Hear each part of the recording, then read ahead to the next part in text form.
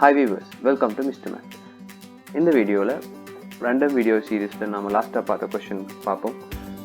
இதுதான் கொஷின், இலற்றப்பட்ட பகுதியின் பரப்பளவை காண்க. உண்மையில் எந்த கொஷின் இருந்தால், அதாவது இரு செவ்வகங்கள் தரப்பட்டிருக்குது, சேம் சைஸ், சேம் சமனான செவ்வகங்கள்.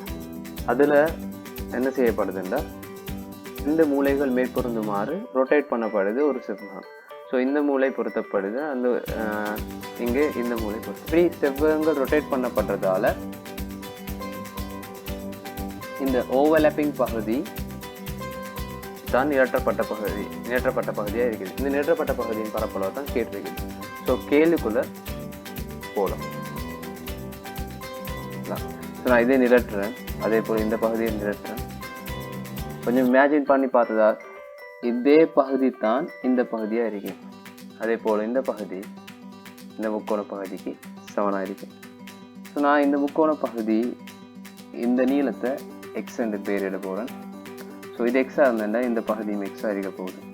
ஸோ இது எக்ஸ்ண்டா இது சேம் செவ்வகம் தானே, எனவே இதுவும் எக்ஸ். எங்களுக்கு தெரியும் இந்த நீளம் 2 அலகுகள், எனவே இது 2 - எக்ஸாக இருக்க போகுது. இங்கிருந்து இந்த பாயிண்ட்டுக்கான நீளம். ஸோ இது 2 - எக்ஸ்ன்றதால இந்த நீளமும் 2 - எக்ஸ். என்னடா இதே முக்கோணி தான் இங்கே இருக்குது. இந்த முக்கோணி செம்பக்காணி தான் 2 - எக்ஸ்.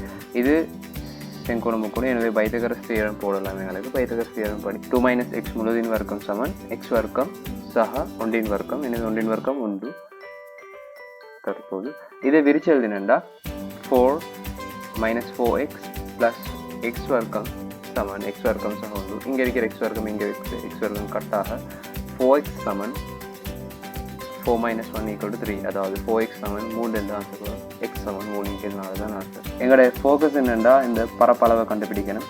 எங்களுக்கு எப்படி இமேஜின் பண்ணி பார்க்கலாம்னா, இந்த செவ்வகத்திலிருந்து 2 முக்கோணியை கழிக்கிறதால தான் இந்த பரப்பளவு வருது. அப்படி கருத்தலாம்.